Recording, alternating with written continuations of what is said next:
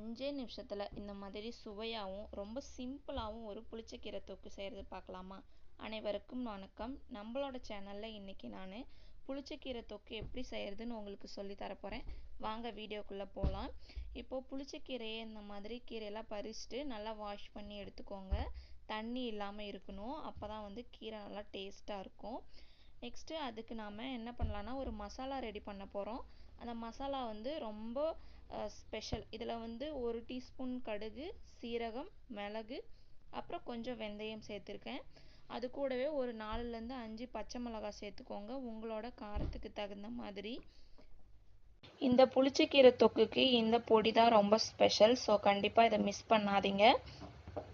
அது ஆகட்டும். இப்போ ஒரு பேனில் ஒரு 2லேருந்து 3 ஸ்பூன் எண்ணெய் விட்டுக்கோங்க, உங்களுக்கு தேவையான அளவு.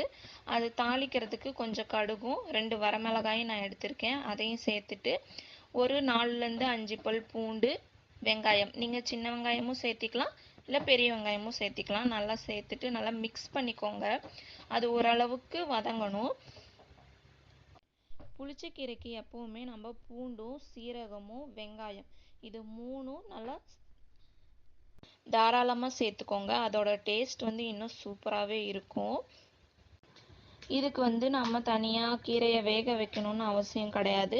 நம்ம டைரெக்டாகவே நம்ம கீரையை யூஸ் பண்ணிக்கலாம். இந்த மாதிரி மண் சட்டி இருந்துச்சுன்னா அதில் யூஸ் பண்ணுங்கள், இன்னும் டேஸ்ட்டு சூப்பராக இருக்கும். நல்லா கீரை ஈஸியாக நம்ம கடையலாம். இப்போ நான் ஒரு 2 தக்காளி எடுத்திருக்கேன், அதையும் இப்போ ஆட் பண்ணிவிட்டு ஒரு 5 மினிட்ஸ் நான் அதை மூடி போட்டு வேக வச்சுக்கிறேன். இப்போ தக்காளி ஓரளவுக்கு வதங்கிருச்சு.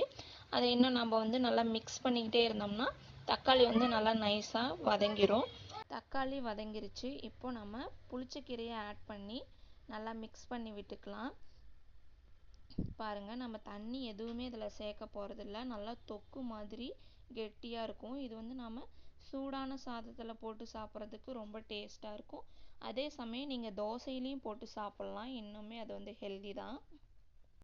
கீரை ஒரு சேர இந்த மாதிரி நல்லா மிக்ஸ் பண்ணிக்கோங்க. இப்போ ஒரு 5 மினிட்ஸ் நம்ம மூடி போட்டு வச்சுக்கலாம். அந்த கேப்பில் இப்போ நம்ம என்ன பண்ண போகிறோம்னா ரெடி பண்ணி வச்சுருக்க அந்த மசாலா பொருட்களெல்லாம் மிக்சியில் போட்டு நல்லா ஃபைனாக அரைச்சிக்கலாம். கொஞ்சம் கொரகொரப்பாக இருந்தால் போதும். இந்த அளவுக்கு நல்லா அரைச்சி எடுத்துக்கோங்க. 5 மினிட்ஸ் ஆச்சு. இப்போ கீரை பாருங்கள் நல்லா வெந்து வந்திருக்கு. நம்ம ஒரு மத்து வச்சு நல்லா இதை கடைஞ்சிக்கலாம். நீங்கள் அப்படியே அடுப்பு மேலேயே வச்சு கடைய முடியும் அப்படின்னா பண்ணிக்கோங்க. அப்படி இல்லைன்னா சட்டி எடுத்து கீழே வச்சு நல்லா மிக்ஸ் பண்ணி கடைஞ்சிக்கோங்க. நல்லா திக்காக உருண்டையாக திரண்டு வரும். நீங்கள் இதை மிக்சியில் யூஸ் பண்ணுங்கிற அவசியமே கிடையாது. மிக்சியே இல்லாமல் நம்ம இந்த மாதிரி மத்தில் நல்லா கடைஞ்சி எடுத்துக்கலாம். பாருங்கள், நான் இதை தான் யூஸ் பண்ணுறேன், எந்த அளவுக்கு நைஸாக வந்திருக்குன்ட்டு. இப்போ இது நல்லா கடைங்க. உங்களால் எந்த அளவுக்கு முடியுமோ அந்த அளவுக்கு நீங்கள் நல்லா மசிச்சுக்கணும். நீங்கள் இந்த அளவுக்கு மசிக்கும் போது கடலெண்ணெய் இல்லைன்னா நல்லெண்ணெய் யூஸ் பண்ணிக்கோங்க. பாருங்கள், சட்டியிலே ஒட்டாமல் எந்த அளவுக்கு வந்திருக்குன்ட்டு.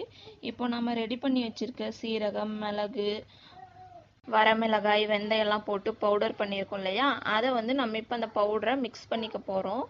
இந்த புளிச்சக்கீரை தொக்குக்கு இந்த பவுடர் தாங்க ரொம்பவே முக்கியம். மறக்காமல் மிஸ் பண்ணாமல் நீங்கள் இதை ஆட் பண்ணிக்கோங்க, ரெடி பண்ணிக்கோங்க நான் சொன்ன அளவுலேயே. உங்களுக்கு இன்னும் காரம் வேணும் அப்படின்னா வரமிளகாய் வறுக்கும்போது இன்னும் ஒரு 2 இல்லைன்னா 3 சேர்த்துக்கோங்க. அடுப்பை ஸ்லோவில் வச்சு இந்த மாதிரி மிக்ஸ் பண்ணணும். அப்போ தான் அதில் இருக்க எண்ணெயெல்லாம் பிரிஞ்சு வரும். அது ஒரு சேர திரண்டு வரும். பாருங்கள் எந்த அளவுக்கு திரண்டு வருதுன்ட்டு.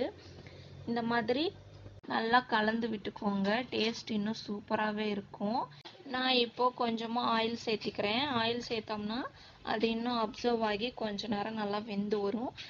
புளிச்சக்கீரை சாப்பிடாதவங்க கூட இன்னும் கொஞ்சம் சேர்த்து வாங்கி சாப்பிடுவாங்க.